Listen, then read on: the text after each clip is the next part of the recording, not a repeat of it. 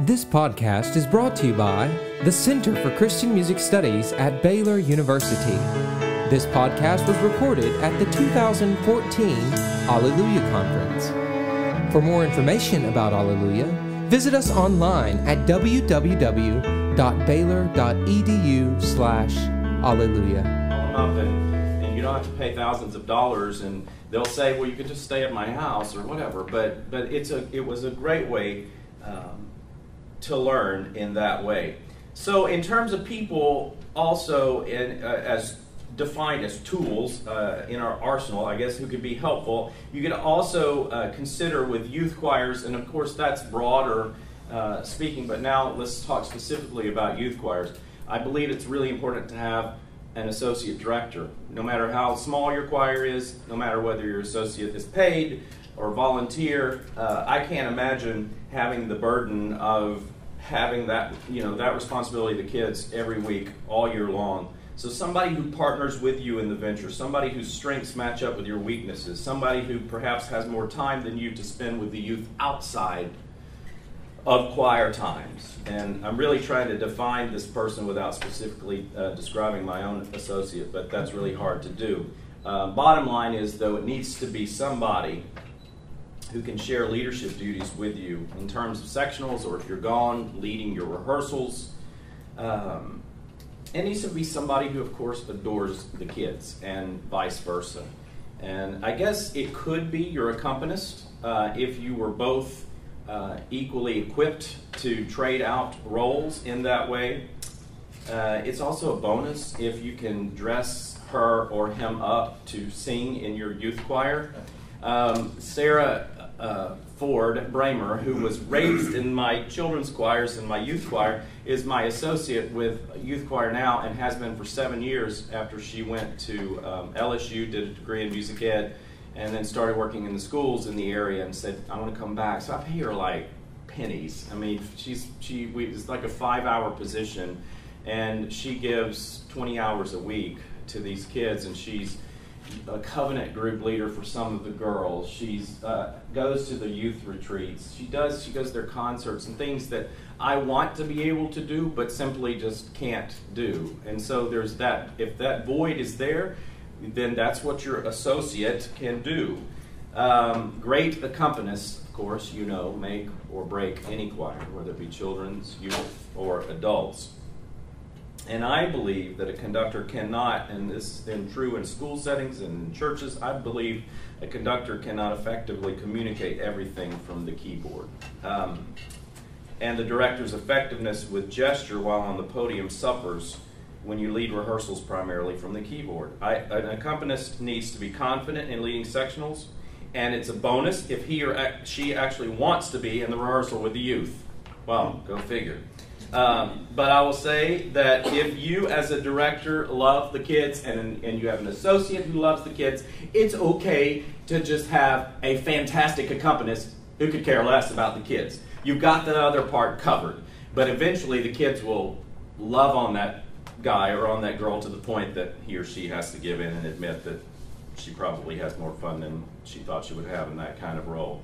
I believe that we should take, and we do on our tours and in our rehearsals, the very best accompanist that you have access to at your church. I think the youth choir deserves the very best person. In our case, that is our primary organist.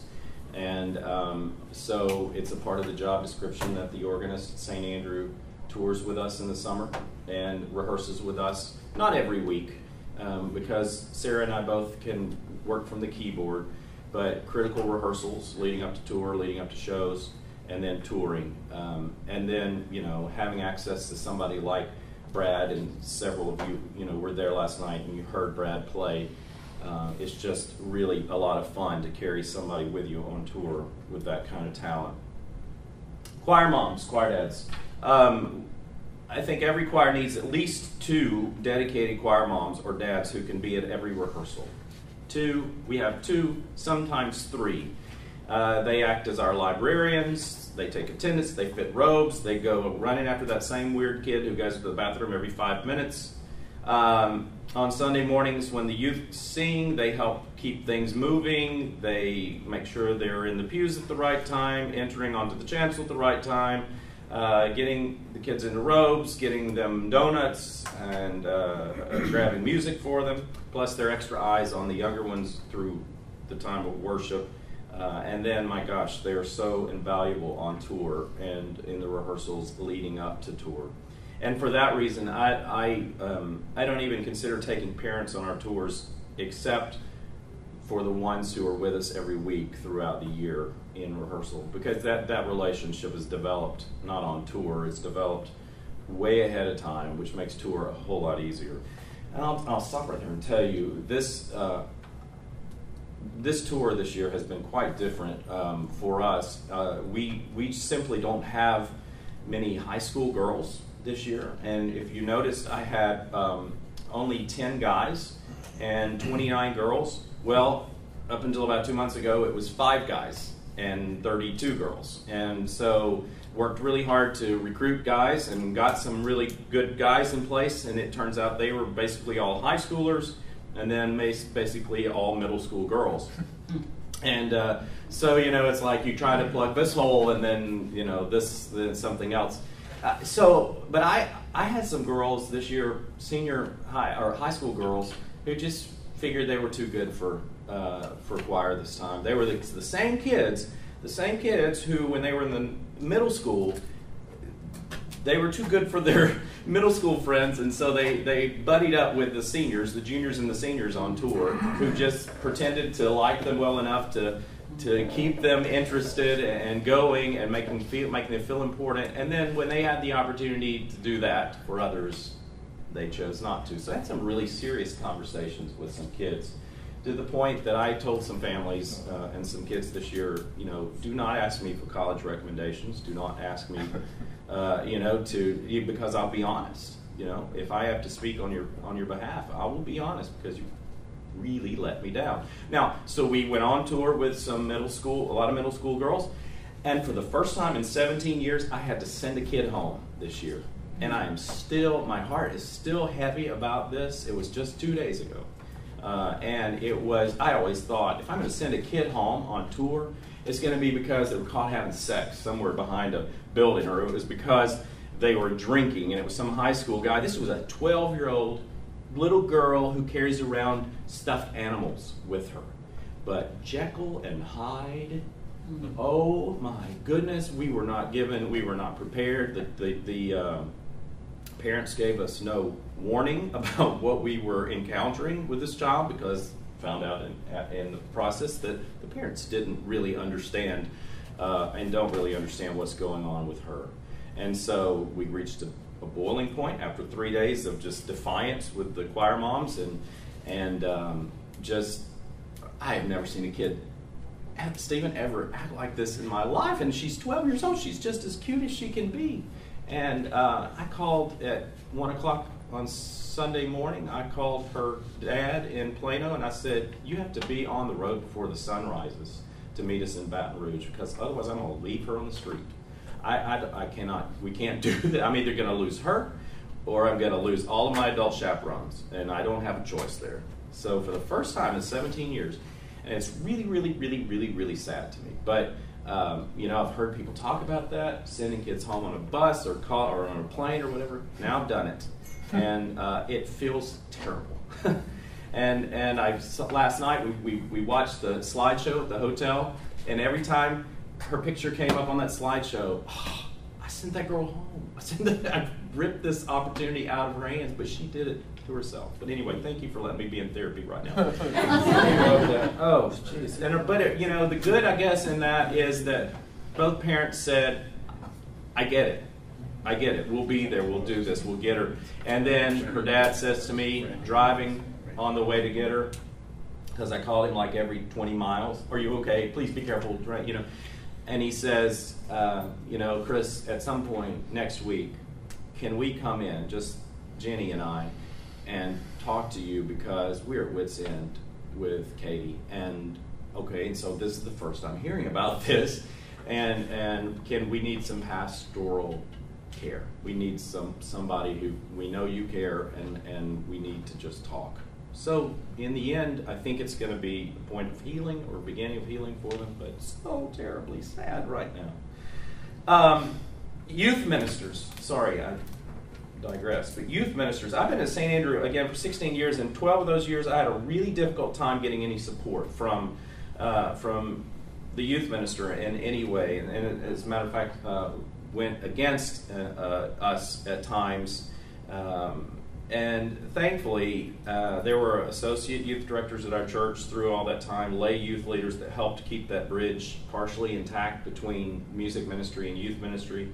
And Sarah, again, was doing her best to be there for the kids. But it was by no means ideal, and it certainly made things a lot less fun. But I'll just quickly say the most encouraging thing I can say to you today is that if you're in that kind of situation at this time, take heart, because it is possible, even in those situations, for a youth choir to flourish when you don't have that kind of support from youth ministers or from pastors. And most importantly, I remember my grandma who said to me over and over, "Son, this too shall pass." And eventually it does. God moves those people right out of your way.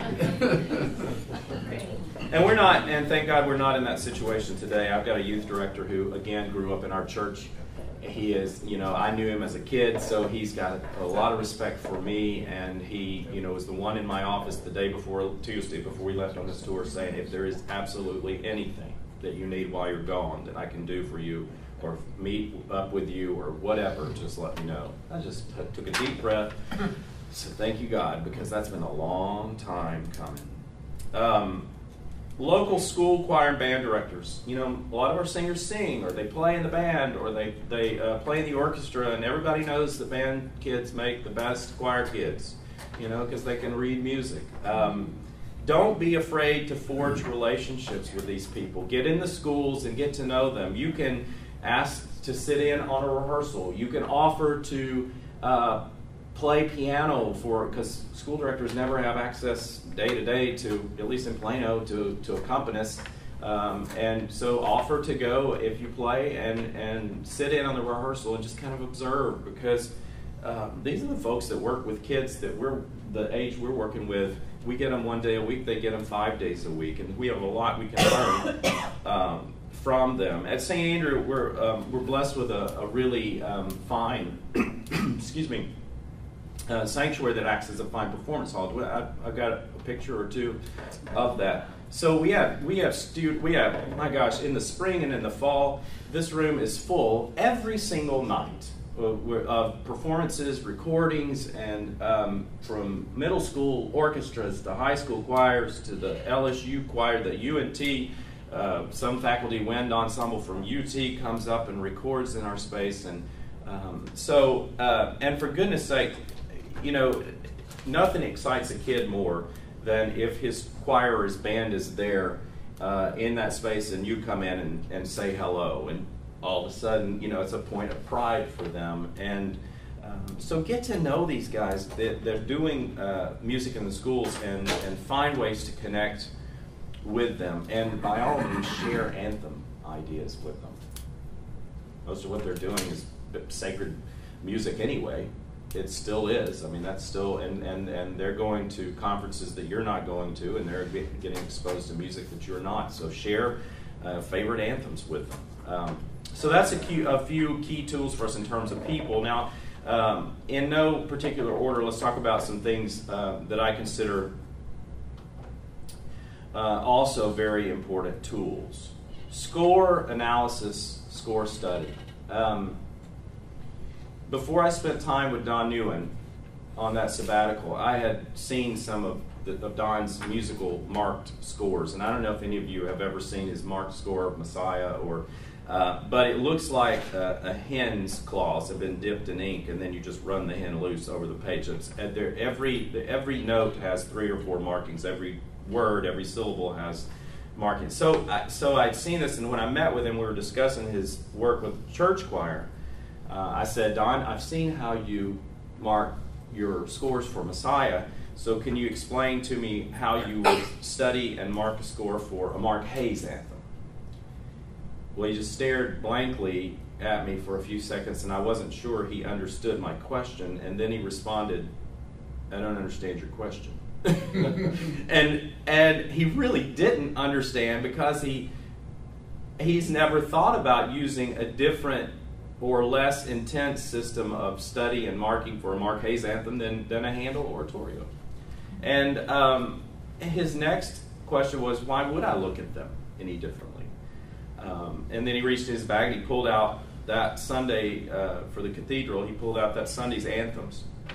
And they had red ink, hymns, just congregational hymns, and they had red ink all over them, because he had taken the time, a couple of hours to mark inflections and things through those hymns, just like he did in the anthems. And that made a huge impact on me. And I wish I could say I've been that diligent since then, but it has changed how we look at hymns for the youth choir and for my adult choir, and it plays out every week.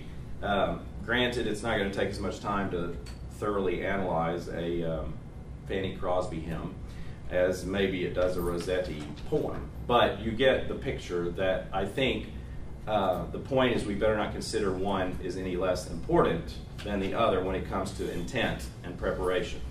So we rehearse our hymns, the youth do, just like we rehearse our anthems. My adult choir, same thing. We rehearse our hymns just like we do, and we actually create anthems out of them between me and the organist, and how we bring those hymns to life every week. And I imagine the same is true in some of your churches. But if it's not, just hear me encourage you to value the preparation of every single piece of music that you put in front of your choir, regardless of its difficulty, regardless of its style, regardless of its composer. And once it becomes habit, you won't think about doing it any other way. You can design your own method of doing this, but just keep it consistent for your sake and for the choir's sake. I've also discovered through the years, and this is like a that it's really hard to get youth to consistently mark anything in their music, right? With pencils. So what I do most often, and I bet some of you do the same thing, I mark a score. I make sure I have all of the music that is in our library, enough copies, and if I have 50 copies of it that I've purchased, I set them aside. I don't ever pass those out. I take one copy, I mark it, everything that I can imagine that needs to be marked, and then that's what we give to the kids, and that's what I give 50% of the time to my adult choir, so that 'cause I don't trust them either, with their pencils. Recordings, consider it a plus and worth your time if providing recordings helps the students. I was a little bit slow to get there with this, because I thought I could teach them everything they need to know in this room. I don't want them going out listening to somebody else sing this, and then they come back singing like that person or like that choir director wanted them to. So I finally figured out, well then, if that's what I really thought, then I need to be making the recording. So now what we do is just take a deep breath, spend 3-4 hours in a little makeshift recording studio, and every anthem that we took on tour this year, Sarah sang the soprano and the alto parts, and I sang the tenor and the bass parts, and we had all of our markings in front of us, and we had a day to do that, because it was worth it in the end. I mean, that's then when they went back and listened, that's all they had in their heads, and we didn't have to fix a lot of that stuff. So it's easy sometimes now to just take your iPhone and do a quick recording. When a piece gets even halfway there, it's still helpful they'll still listen to it. Some of them will, and I guess if any of them do, it's worth the time. You can find easily, of course, YouTube recordings that are all out there, some of which will make you feel much better about what you do, right? Swap favorite anthem lists. My goodness, just every time I lead something like this, I'm just overwhelmed with what I come back with in terms of favorite anthems, and some of these people in this room I have swapped lists with, and you can make that easy on yourself and the other person. Is just send out an email to 5 people and say, just simply give me your top 5 Advent youth choir anthems. I mean, people you know what yours are, and folks will share those, and then inevitably there are things that you will end up using and doing. So I want to from at start passing this around, because I think if you'll just list your top one or two. If you don't have any, that's fine. If you can't remember the composer, put the name. I'll try to find the composer, whatever. But just pass that around. If you know it's SAB or 2-part or 3-part or 4-part, just jot that down. I'll try to type it up, and Baylor, we can put it out on the website so that we can have access to that, because I think that's helpful. Moving on to technique, how we do what we do. Let's go straight to what I consider the 3 essential keys to achieving a great sound with a choir. And the first is the ability to sing a legato line. And that sounds really simple, but I promise you 9 out of 10 choirs never get there. And so if your choir, think of that in this way, if your choir achieves that one thing, you're singing better than 90% of the choirs out there today. And this is also a good time to remind ourselves that more often than not, we are the student's only voice teacher, right? And so we have a responsibility there that we cannot shirk. We can't assume that somebody else is teaching them the fundamentals of breathing. We can't assume that they know what head voice is. We can't assume these things. So what is then the one essential thing to legato singing? What is it? What's the one thing, the one concept, the one thing our choirs have to understand to be able to sing a beautiful legato line? Breath. Breath. Right. And, you know, I brought my spear because I like it. I like toys. I play with things all the time. But this, you know, you guys have seen these. And, you know, it's a great, especially in the beginning of the year, this is a great tool to explain to kids, $26.99 at Walmart, how the breath should come in low, and how you can stand up. It's early, but let's stand up. So again, this would just be a quick something during the warm-ups time and the beginning of rehearsal. We'll do, you know, what I don't like is those exercises where people say take in on 4, hold it for 4, out on 4. Because why would you ever hold it? You don't. Your breath is moving all the time. Otherwise, we got a problem. So don't do those exercises. Don't say that. Don't say stop. I used to do it, and it just doesn't make any sense. So with the sphere, you know, as soon as you do that, you're already starting to breathe in. So right, and you see that is right here at the very core of your body. So we'll say just breathe in, breathe low with me, and then we're going to let the breath out, but we're just going to not collapse this, right? So, and then they learn that this doesn't happen as the breath goes out, right? So posture stays good. It's a simple little toy, but breathe with me. Now let it out. But keep this expanded. The rib cage stays expanded as it goes out. And so they learn. I mean, I don't know. It's just a fun toy. Right? Be seated. Some kids, you know, our lungs are all basically the same size. And if you sang the phrase, we'd all run out of air about the same time. But those little kids, like the little sweet girl that I sent home, her lungs are like this big, you know. And so it's hard. Exercises like this, if you'll be consistent with them and use them for the first 6-8 weeks or so, they will learn that all of a sudden they can add another half a bar or so to a phrase. They can begin to lengthen their phrases, and that gets them really excited because there's always, you know, that old middle school girl that's going, "My country is of the sweet land of..." Right. So you can help her in that way. I believe that the two factors that work most directly against a beautiful legato line are diction. I work against a beautiful legato line. Are diction and ineffective conducting gesture. And the most natural and clear diction comes as a result of breath that feeds a legato line. Emphasizing diction apart from this legato singing creates affected sounds and makes it really harder for any language to be sung as it should. Does that make sense? Because it didn't make sense a long time for me, and I'm figuring it out. I'm a little slow, but I get there.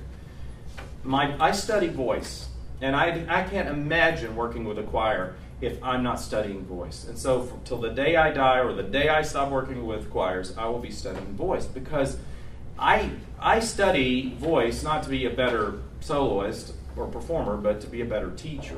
But I'm constantly reminded in those lessons that, it's silly sometimes how much we go after diction, because we're going after something that if we don't have this fundamental built here, then this just sounds silly when we start telling them to, enunciate things, whatever. If they're really feeding a legato line and the breath is supporting everything, and I hope that you heard some of that last night, and that because, that's the danger of coming and saying things like this, because if my choir doesn't do them, and you may think, well, you got a lot of work to do in that area, and I do, but I promise you they're learning this concept, and I bet you didn't have a lot of trouble understanding them last night.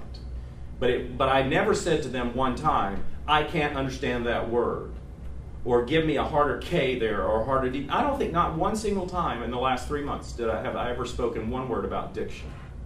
And again, maybe that's not a good thing. But what I have worked on with them is how to sing this legato line, and then diction comes as a result of that. Good, clear diction comes as a result of a beautiful legato line.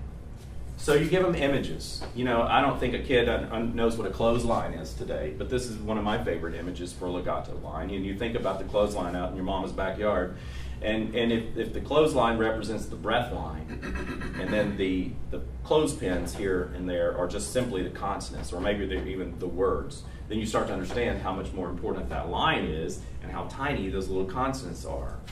Or think about another image I use with them is if you turn a water hose on full force, and you've got, the water is going. If I took this piece of paper and I just dabbed it into the very top of that water stream, is it interrupting the water stream? No, it's just that slight touch there. That's all that words are in comparison, or consonants are in comparison to that line of water that represents the breath. Do you want your choir singing legato 100% of the time? Of course not. Just 98% of the time. I have to laugh because, my kids sometimes when we recite singing a piece and it's a rhythmic piece, I have to go back and say, no, quit singing it so beautifully, because they'll start, habit becomes, they sing everything with the legato, which is great because you can always teach a choir to sing more rhythmically, less legato, but you can't ask any choir to just sing more legato, and if they don't understand it. And I hope that makes sense. Secondly, full understanding of the second one of the three is full understanding of head tone. And let's just put it out there that the words chest voice, head voice, they're terrible misnomers. They have nothing to do with the chest and the head. But for the sake of discussion, because we all know what we're talking about when we say those, we'll use those terms. I learned one time, not long ago, when I went, and maybe you've seen this, if you go search on YouTube, you can see some, it's really kind of a gross video, but it's a camera dropped down somebody's throat. And the person was asked to go from a low tone all the way up through their head tone into falsetto. It was a guy. And just that, and hear that break in there in the morning. But what it showed was how many muscles are involved around the vocal folds, how many muscles are involved at the bottom, and then as he switches moves through the head tone, the muscles relax a little bit, and then they're almost fully, they're not fully used at all then when you get into the falsetto. And so I like to talk about it in a more muscled voice or a less muscled voice, because that's truly what's happening instead of chest voice, head voice. let's also acknowledge that the world encourages the belted sound for the girls, right? And for sure, there's nowhere else that a boy is going to hear great examples of pure head tone. And here's another thing I've discovered. Boys, when our voice finally changes, all of a sudden we feel this tremendous sense of vibration that when we're talking, speaking, that we've never had before. And that becomes really our friend. And that feeling becomes a part of us. And I don't know what that's like for girls as your voice matures, but it becomes what defines our sound, that feeling, that vibration that we feel when we speak and when we sing. So it's a really comfortable place for us. And I think, in my opinion, that's precisely why head tone and falsetto seem really foreign and unnerving to us as males when we're first discovering what those parts of our voice feel like. And I'd love to have a conversation with a woman about, exactly how that works for you, especially, but I know it's true because that's, a lot of altos who just are scared to death of singing anything outside of their chest voice. But I'm guessing with women, just like with guys, it's about how it feels, right? It's about how the voice feels to us and what's comfortable and what's not. A choir has not the option of singing beautifully without fully understanding and employing head tone all the time. And I believe that when the girls hear the boys sing so beautifully with a head tone or that less muscled voice, that they'll follow suit. You heard it last night. Yeah, I just had 10 guys, but it would never ask them to push. And pretty much most of the time last night they employed a head voice through the whole concert, even down in the low parts of the ranges. And also, when you can get a choir to sing this way and understand the concept of head tone, whether it be girls or guys, it really helps feather the sections together between the alto and the tenor section, and between the tenor and the baritones, between the sopranos and the altos, so that you have a more seamless sound from top to bottom or bottom to top. A friend of mine spliced together two male choirs singing the same piece of music, one who's been taught to use a head tone, and the other not so much.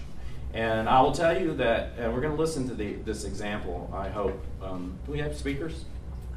Yeah, we do. So hopefully everything will work. But I'll tell you before we listen to it that the choir not using head tone is actually a high school all-state choir, male choir, not from Texas.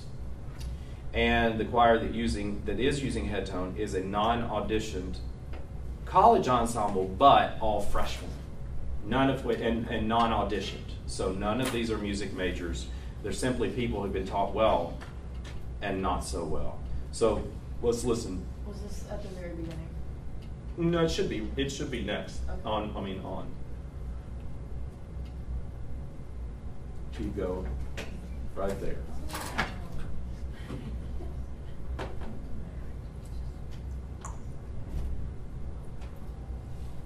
Oh, it's not coming piecemeal.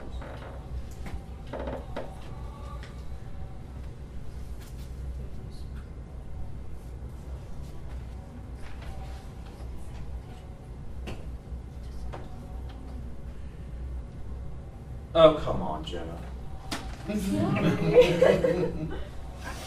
don't think that the speakers are on the same. Oh, no, don't worry about my dreams. This was just the best thing in my presentation. All right. So, it stopped.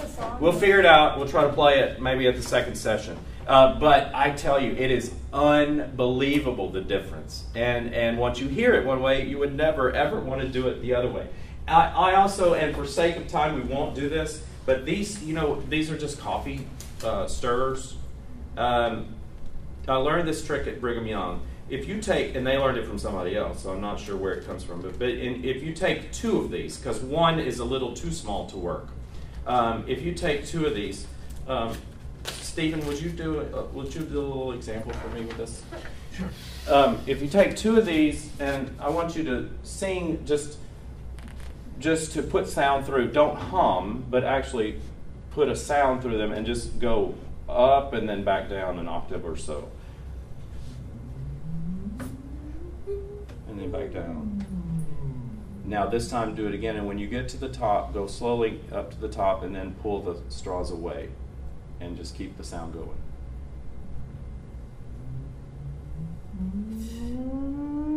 If a kid does this, and this is the quickest way to get a kid, I think, into his head voice.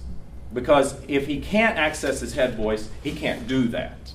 So it's frustrating. Like I had, out of my 8 guys this year, I have 1. I use this in the very beginning every year now. And I had 1 kid out of 8 who couldn't do that exercise. And it was because he had never accessed the head voice. But it gave us an entrance into that. So I promise you, it works. And then you teach them, you build on this over a period of weeks. And what's really great is if you can discipline yourselves to do this, eventually you get to the point where when you pull the straw out, crescendo that. And then they learn that the head tone is not just some soft, wimpy kind of thing. It's not about how it sounds to them, but they can learn to crescendo that, and they can eventually knock a wall down with a forte that comes with that less muscled sound. And trust me, I don't know how it works. It works.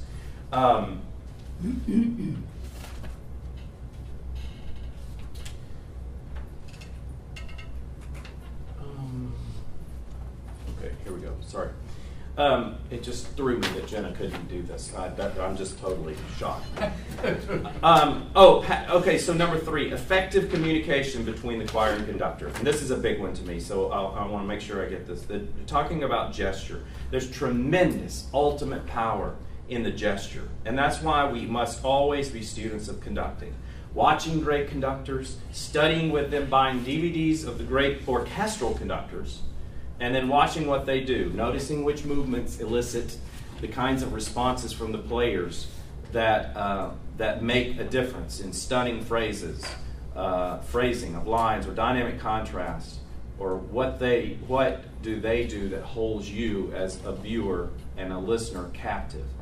And please hear these words, and then we'll unpack them just a little bit. Every movement must have a meaning, or shouldn't be a movement at all. And friends, I believe that just about the only reason a choir director should ever beat simply a pattern is if he or she has a deficient accompanist who has trouble with tempos. Orchestras want beat patterns. Choirs need a lot more.